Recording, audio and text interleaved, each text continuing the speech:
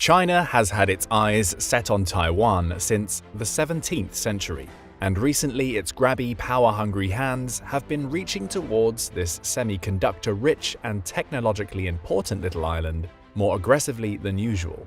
If only it wasn't for that pesky Taiwan Relations Act, which requires the US to provide Taiwan with protection against anything that could jeopardize the security or the social or economic system of the people on Taiwan. Xi Jinping would probably already be all over Taiwan and its processing chips. Even so, China is not about to let go of the idea of fully taking over one of the world's most important economic focal points anytime soon. Exactly how worried should Taiwan be about China's potential invasion? When Russia invaded Ukraine in early 2022, it set off the largest conflict in Europe since World War II. Understandably, the surprise invasion sent shockwaves around the world, causing many countries to reevaluate their security. Nowhere was this more true than the island nation of Taiwan, another state with a large, threatening neighbor laying historical claim to its territory. Russia's invasion sparked fears of similar actions against Taiwan by China, a scenario which could destabilize not only East Asia, but potentially the entire world. How did Taiwan come to be such an important global economic center? One word: civil war. Here's what we mean. As with Russia and Ukraine, the shared history of Taiwan and China goes back hundreds of years. Throughout the 16th century, the Chinese gradually gained influence and control over the island, then known as Formosa through intermarriage and trade. By the late 17th century, the Qing dynasty officially incorporated Taiwan into its empire, by which point the island was mostly ethnically Han Chinese. In 1895, following its victory in the First Sino-Japanese War, Japan took control of Taiwan from China. The Japanese implemented economic and social reforms on the island, which led to limited modernization and industrialization. However, the occupation also resulted in widespread discrimination against Taiwanese people, who were viewed as inferior to the Japanese. With its loss at the end of World War II, Japan was forced to relinquish control of Taiwan, and the island was returned to Chinese rule. However, almost immediately, Taiwan became embroiled in the Chinese Civil War, which was raging at the time between the nationalists, led by Chiang Kai-shek, and the communists, led by Mao Zedong. In mainland China, the communists were victorious, and in 1949 established the People's Republic of China, or PRC. The defeated nationalists were forced to flee to Taiwan, where they established the Republic of China, or ROC. With both governments still claiming to be the legitimate government of China, no peace agreement was ever signed, and the civil war technically continues to this day. Under the nationalist government, Taiwan experienced significant economic growth and modernization. However, it was also a period of severe authoritarian rule, with limited political freedom and human rights abuses. In the 1980s, there was a growing movement for democracy and Taiwanese identity, which led to protests and eventually a transition to democratic rule of the island in the 1990s. Today, Taiwan remains a prosperous democracy, with a vibrant civil society, legal protections, and a strong sense of Taiwanese identity. On the mainland, the PRC also went through some spectacular transformations. Most of Mao's rule was extremely turbulent, with industrialization, but also the mass famine of the Great Leap Forward and political chaos and repression of the Cultural Revolution. Following Mao's death, the PRC's new leader, Deng Xiaoping, began a series of economic reforms in 1978. Fueled by the market-based policies, massive investment in infrastructure, and cheap labor, these reforms would give China decades GDP growth exceeding 10% per year, lifting hundreds of millions from poverty and leaving the country as the world's second largest economy today. Yet throughout this period of transformation, the issue of Taiwan never went away, with both sides continuing to claim legitimate rulership of China. Under the PRC's One China principle, no country with whom it held diplomatic relations could recognize the ROC. For much of the Cold War, most governments continued to recognize the ROC, keeping the Chinese Communist Party relatively isolated. This changed by 1979, when the US switched its official recognition to the PRC, naming it as the sole legal government of China. But while it officially recognized Taiwan as part of China, the US also continued unofficial relations with Taiwan. Among other things, this has entailed providing the island with billions in advanced military assistance to defend itself from a potential invasion and regularly sending the Navy through the Taiwan Strait. Today, Taiwan's status remains a highly contentious issue in China's relations with the US and others. China continues to view Taiwan as a renegade province that must be reunited with the mainland, while Taiwan sees itself as a separate and sovereign entity. Xi Jinping, the current leader of China, has reinforced this position, calling the reunification of Taiwan a historic mission and unshakable commitment for his government. Now, where have we heard that line before? Ah yes, Putin has been feeding it to the people of Russia as part of his war propaganda since February 2022. With the invasion of Ukraine and deteriorating relations between the US and China, many have begun to speculate about Taiwan. Will the island meet a similar fate? If so, would China fare better than Russia has? And if the US chooses to protect Taiwan, could such an invasion spiral into open conflict between superpowers? These questions are made more important by both Taiwan's role as the world's largest semiconductor manufacturer, a critical link in the modern global economy, and by America's purposefully ambiguous policy towards the issue. Their answers are also complex, since any invasion of Taiwan would look very different from Ukraine and could be far more costly for both sides, reflecting the island's unique circumstances and singular importance to our modern world. In terms of sheer numbers, it is clear that China would have the advantage against Taiwan in almost every way. China has the world's largest population at 1.4 billion, compared to only 23.5 million in Taiwan. And China is an economic superpower, worth $18.3 trillion GDP to Taiwan's $1.27 trillion. Similarly, China's armed forces, the People's Liberation Army or PLA, has over 2 million active forces to Taiwan's 169,000, as well as vastly more tanks, aircrafts, submarines, naval ships, and artillery. Its enormous military budget of $225 billion also dwarfs Taiwan's, leaving little doubt which is the stronger power in absolute terms. Yet, as the war in Ukraine has shown, numbers alone don't count for everything, and despite the odds against it, Taiwan's military and economy is still in a far better position than Ukraine's was prior to the Russian invasion. In 2021, the Taiwanese defense budget was over $15 billion, nearly 3 times that of Ukraine for the same year, while its overall GDP was nearly 5 times larger. But that's not all. Taiwan also has a modern military with advanced technology and well-trained soldiers. The US has been supplying the island with powerful weapons for decades, including F-16 fighter jets, upgraded Patriot missile batteries, Abrams tanks, and other advanced systems that Ukraine doesn't have or is only beginning to receive. While these would not close the military gap with China, it would put Taiwan in a better position than Ukraine was at the start of its invasion. Then there is the problem of the potential invasion itself.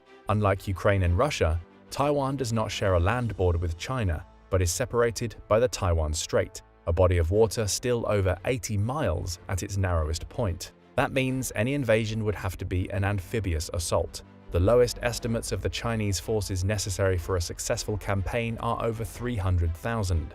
And to achieve the 3-to-1 superiority in numbers that most commanders look for in offensive operations, the PLA would need an invasion force of 1.3 to 2.5 million. In comparison, D-Day, the largest amphibious invasion in history up to this point, had only 156,000 total troops. Additionally, despite having better capabilities than Russia, the PLA has not seen combat since 1979, and few of its officers have real battle experience. Military experts still generally agree that China could take Taipei through massive force and numbers, but how easily and whether it could hold the territory for long are less clear.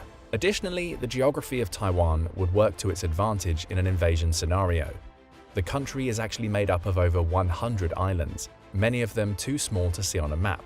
Most of the outer islands are packed with missiles, rocket systems, and artillery, while an extensive bunker system has been tunneled into the outer granite hills. The main island is rugged, with dense forests, and 258 mountains over 10,000 feet in elevation.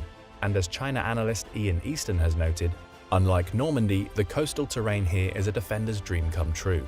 Taiwan has only 14 small invasion beaches, and they are bordered by cliffs and urban jungles. Structures made of steel-reinforced concrete blanket the surrounding valleys. Taiwan gets hit by typhoons and earthquakes all the time, so each building and bridge is designed to withstand severe buffeting. This defensibility would also make it easier for an insurgency to form if China did take control of the island. Taiwan has a large and well-trained reserve force that could engage in guerrilla warfare and hide in tunnels and forests. And while gun ownership on the island is strictly regulated, civilian arms training has increased in recent years. The owner of one shooting range in Taipei told Reuters that attendees had tripled or quadrupled since the Russian invasion of Ukraine.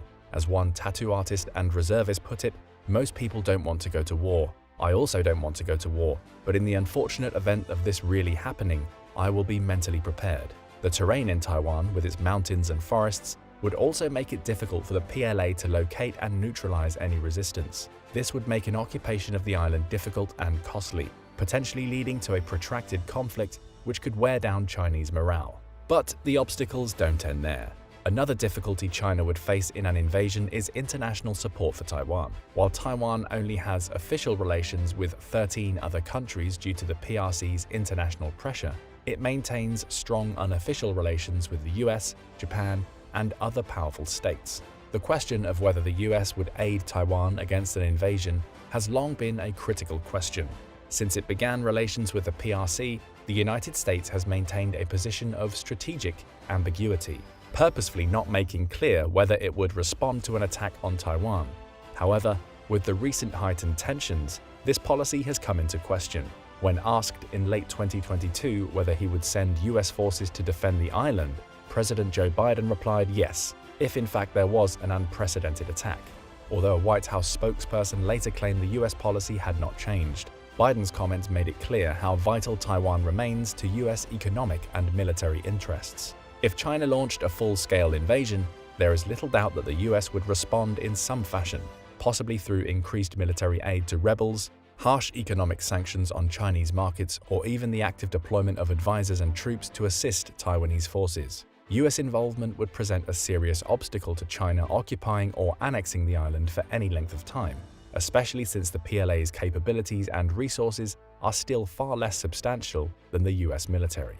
And with Taiwan in chaos, both China and the US would have difficulty supplying their military-industrial complexes. This points to another major difficulty China would face in invading Taiwan: the profound disruption it would cause to the world economy.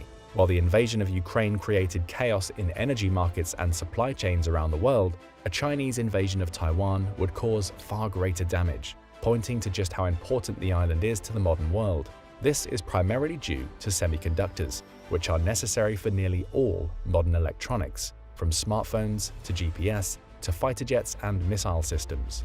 As the electronic industry in the US picked up in the 1960s and 70s, semiconductors became increasingly sophisticated, allowing for massive advances in computing power.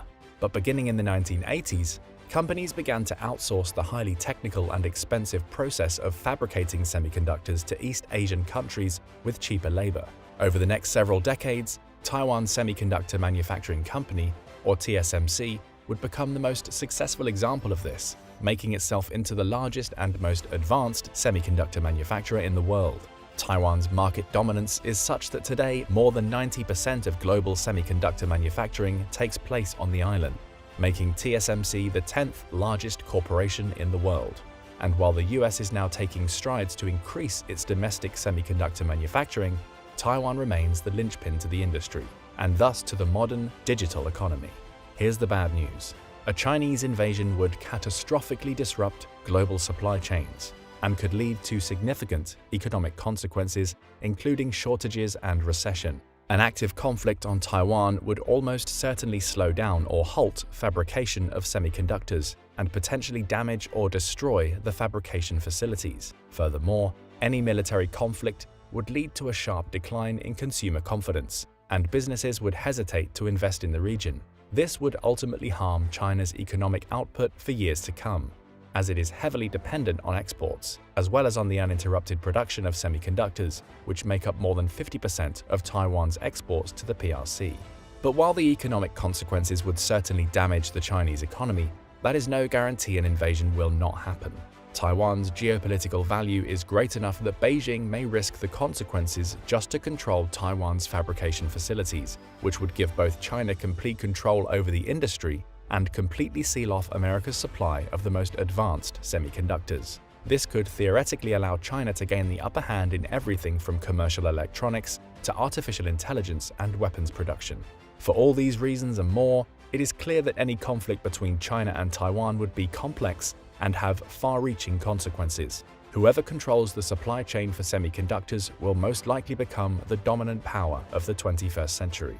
While such a conflict still seems unlikely today, geopolitical pressures could certainly create the conditions for a Chinese invasion. However, even if that takes place, there is reason to believe that such an invasion would face tremendous difficulties and require nearly all of China's military capabilities. But what do you think?